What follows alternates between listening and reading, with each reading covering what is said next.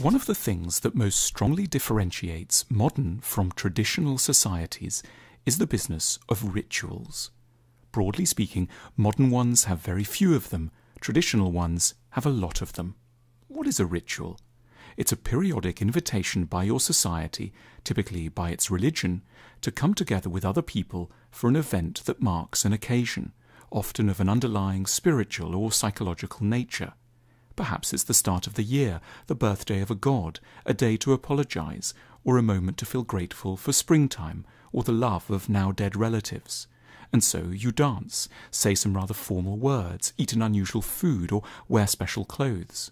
And by doing all this, you are somehow helped, purged in some way, helped to grow, transition to a new stage, reconnect to an important idea, or guided to inner peace.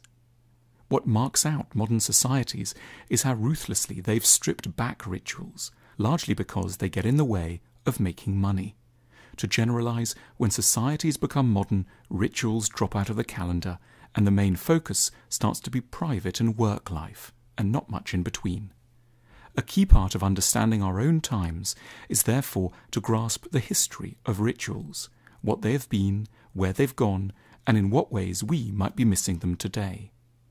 Rome, 17th of December, 150 AD.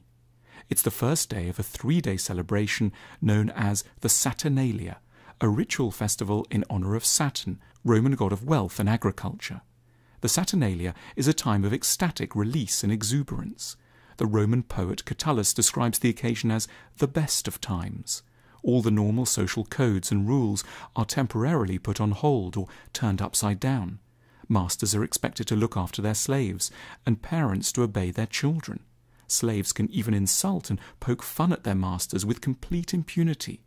Important magistrates and public officials wear colourful, sometimes silly clothes and cones on their heads. You're meant to shout "Io Saturnalia" at strangers when you pass them in the street. Married couples can have affairs, and no one is meant to be unduly upset. Women can make the first move on men or sleep with one another. There are orgies, and you can gamble and drink as much as you like. Then, after 3 days of fun, everything comes to a stern halt, and order is restored. But life feels a lot less bitter and oppressive. The slave is back to his dinner duties, but the memory of having called his master a shit lightens his burdens. The mistress of the house is back to putting up with her boorish husband, but the 2 nights with her hairdresser make his sarcasm and dullness importantly more bearable. Across Rome, a great many people can't wait for the 17th of December to roll around again. Alexandria, Egypt, 10th day of Tishrei, 969 AD. It's shortly after the beginning of the Jewish New Year, in one of the thriving centres of Jewish life, under the protection of benevolent Arab rule. The Day of Atonement, or Yom Kippur, is a solemn and critical event in the Hebrew calendar. Leviticus instructs that on this date all Jews must set aside their usual family and commercial activities and mentally review their actions over the preceding year, identifying all those whom they've hurt or behaved unjustly towards. The ritual festival is kicked off by the blowing of a shofar, a hollowed-out ram's horn. Then, together in a synagogue, the Jewish community repeat in prayer, "We have sinned, we have acted treacherously." They then seek out those whom they've frustrated, angered, discarded casually, or otherwise betrayed, and offer them their fullest contrition. This is God's will, and a rare opportunity for blanket forgiveness. All the people are in fault, says the prayer, and so may all the people of Israel be forgiven, including all the strangers who live in their midst. The Day of Atonement has the immense advantage of making the idea of saying sorry look like it came from somewhere else, neither the idea of the perpetrator nor of the victim. Under the assumed eye of a benevolent God, it allows everyone a chance to make a clean break and move on. Medina, June 1210 AD. It's the start of the Muslim holy month of Ramadan, marking the first revelation of the Quran to Muhammad. As one of the 5 pillars of Islam, fasting is obligatory for virtually all Muslims, requiring abstinence from sex as well as smoking, swearing, and violence. Fasting is believed to cleanse the soul by removing from it worldly concerns and focusing on God alone. It's admired as a way to teach self-discipline, self-control, and empathy for those less fortunate. Adherence to Ramadan will provide strength and spiritual growth for the upcoming year. Ramadan gives vital encouragement to an enduring human desire, the wish to start afresh, reform oneself, and lead a better life henceforth. But rather than these ambitions being left to the individual alone, Islam wisely creates a collective moment to strengthen the will, and it finds a fitting physical activity to support what is at heart a spiritual endeavour. Gazelle Peninsula, Papua New Guinea, 1652. A mother has come to visit her adult daughter and grandchildren for a few weeks in a village community of the Baining tribe. Now it's time to say farewell. There is sadness all around, and the mother and her guide head off through thickly forested hills.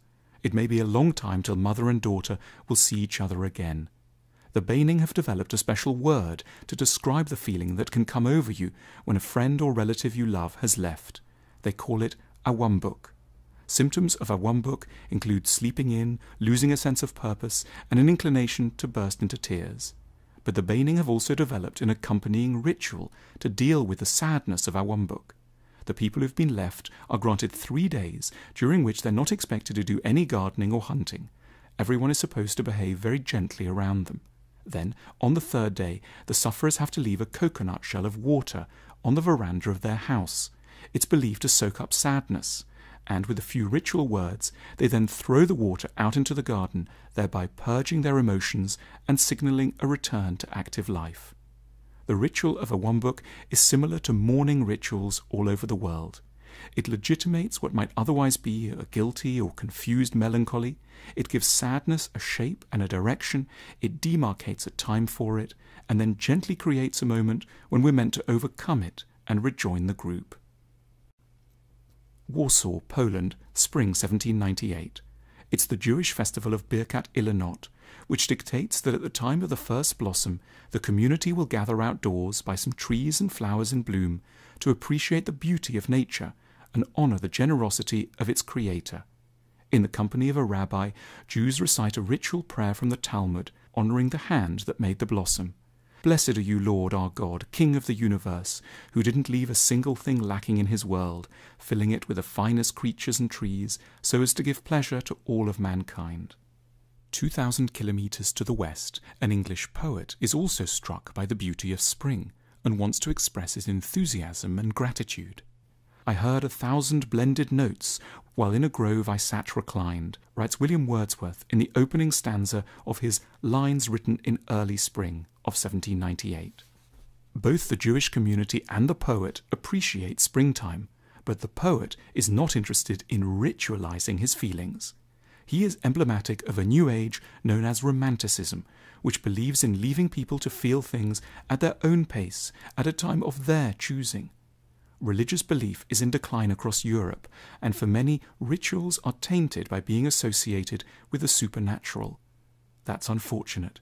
Even in the hands of religions, rituals have been guardians of very important states of mind that would otherwise be crushed or neglected. A book of poetry is in the end a hushed object in a noisy world, whereas a ritual protects emotions to which we are sincerely inclined, but which, without a degree of fabrication and structure, we might be too distracted and undisciplined to make time for. London, October 1834. James Paterson, the Governor of the Bank of England, cuts annual national or so-called bank holidays to just 4 a year. Only 3 years earlier, the English bank, like many English businesses, had been closed for 36 days a year to make room for all sorts of traditional ritual festivals up and down the land. The bank's drive to slash holidays is typical of a 100-year-long process that begins in the late 18th century. The Industrial Revolution has made it deeply inconvenient for employers to let their workers take holidays to mark this or that ritual. The collective purification of the soul is of no interest to employers. It's something you can do in your own time. There are even suggestions to put an end to Christmas and Easter, which together cost industry a fortune. Nuremberg, Germany, 30th of August 1933. Adolf Hitler leads the Rally of Victory. 700,000 people are in attendance. People sing martial songs. Wagner blasts from speakers. There are banners of swastikas, torchlight parades, and thousands of soldiers goose-stepping. To engender a sense of fraternity, flags are ritualistically touched against a blood-soaked flag from Hitler's beer hall putsch of November 1923. Hitler speaks for hours on racial supremacy, German art and architecture, and an international Jewish conspiracy threatening to bring down the Aryan race. Behaviour like this hastens the modern suspicion of any ritual behaviour. Collective activity and excitement start to seem ever more eerie, mob-like, and out of sync with an individualistic age. London, 30th of July 1966. 96,000 people, including the Queen of England, take their seats inside Wembley Stadium to watch England defeat West Germany in the World Cup final. 32 million people are watching on TV. The picture of England captain Bobby Moore hoisting the trophy is immortalised by a statue in East London, while the ball is canonised in a special museum in Manchester. Rituals have continued into the modern age, but they now tend to be around sport. They're very limited in their ambitions and lack a lot of the psychological richness of religious-minded rituals of old. Australia, 26th of May 2015. The 18th annual Sorry Day is held in Australia when white Australians atone for the removal of 50,000 children from Aboriginal tribes. The day is a sombre occasion for reflection, with speeches from the Indigenous Australian community and politicians of all stripes. However, the day meets with little public enthusiasm and engenders little change. No compensation is awarded, and many feel the day obscures the still prevalent kidnapping of children from Aboriginal families. Like so many modern rituals, even ones emphasising important events in a nation's identity, National Sorry Day feels rather placid and in many ways token. The part of human nature that craved and created rituals has not been eliminated, but it is currently in many developed societies quiescent or unfairly tainted by associations with the less admirable sides of religion. So a lot of what we used to do in ritual ways, we now do privately. We have moments of carnivalesque indulgence, we get drunk, have affairs, say sorry, purge ourselves, and feel grateful for existence. But we also do so without guidance, and therefore our behaviour often lacks boundaries, or is half-hearted or colourless. We also often just forget things. We have very few collective appointments with important emotions, but perhaps we remain in need of rituals all the same, points in the calendar that help us in our endeavours to be sane and kind. A challenge for the future will be to create new rituals, every bit as convincing as those of old, with the proper resources of art, music and design, that will take some of the burdens off us as individuals. We'll have realised that being modern has not replaced our need for rituals.